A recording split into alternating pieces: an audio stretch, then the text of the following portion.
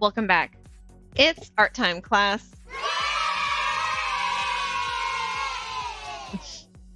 Here I have my sketch and my finished puppet.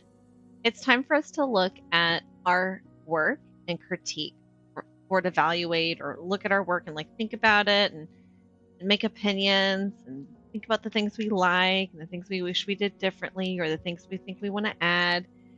If you want to add some more finishing details, it is okay to add top off finishing details today. That's totally all right.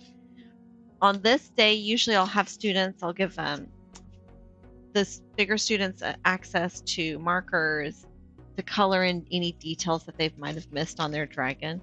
Let's go ahead, like right here, you can see I missed this right here. I should get a green marker and fill that in if I don't have any more green paper to fill it in. Let's go ahead and look at our sketch and go through our list and see, is our dragon similar to our sketch? Is it different? If it is different, did our idea change? And is that okay? Did we want that to change? Because it's okay to change our idea. It's okay if it's different.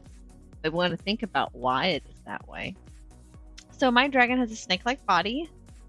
Yes, most definitely. Nice long snake-like body. Now you can see I have a layer of glue and paper on both sides, so it's very straight versus the kindergarten's version of the project comes down and lays farther.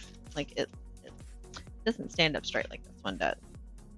If I was going to do a paper mache sword or a stick of some kind, this would be great. All right, so I got 4 legs and 2 wings. I don't have wings, but I do have legs. 2 horns. I do not have any horns on its head, actually. And then rainbow colors. I did do the rainbow colors like I wanted. I also had to do rainbow a little differently on the tail end, so the idea kind of changed a bit. I drew out that here. That's okay. Lives in the clouds. Fine. Eats rainbows. Yep. Pointy tail. Yes, it definitely does have a pointy tail. Feathery wings. It does not have feathery wings. That's something it did not have at all, and that's all right. If I had time, I would definitely add wings. Add wings. If I have more time, and if you can talk this out, write this out, do a video about it. It's up to you. I really like the way I did the inside of the mouth.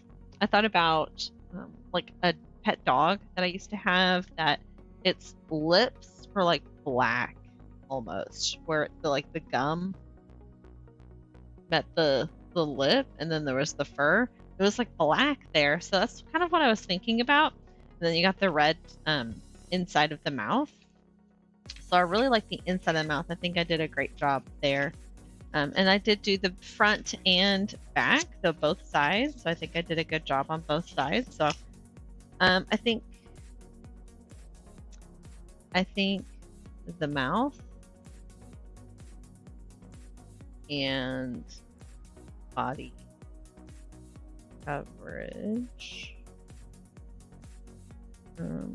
is really nice. I think I did a nice job and took my time. So at the end of this, now I need to go ahead and take a picture of this, take a picture of this. Maybe you did a baby dragon or another little dragon version of it. You can take a picture of that and send that in, both front and back. Some of you are going to be, some of you have been sending me videos. If you want to send me a video of yourself talking about this and your dragon and your different ideas that you've made, you can definitely do that. I know some of you guys have a big brother or sister that might have had this project in the past, and they might want to get their dragon out, and you guys can make a dragon together, and maybe you have a puppet show at home. I've had students do a puppet show where this is Rayquaza. Sorry, the green screen. Rayquaza's green, so of course he disappears in the green screen.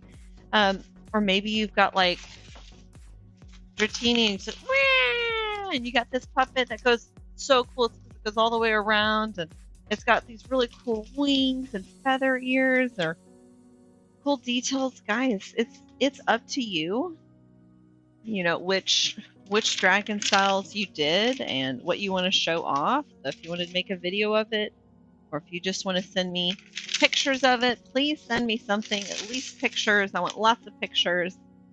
Until next time, guys, keep being creative.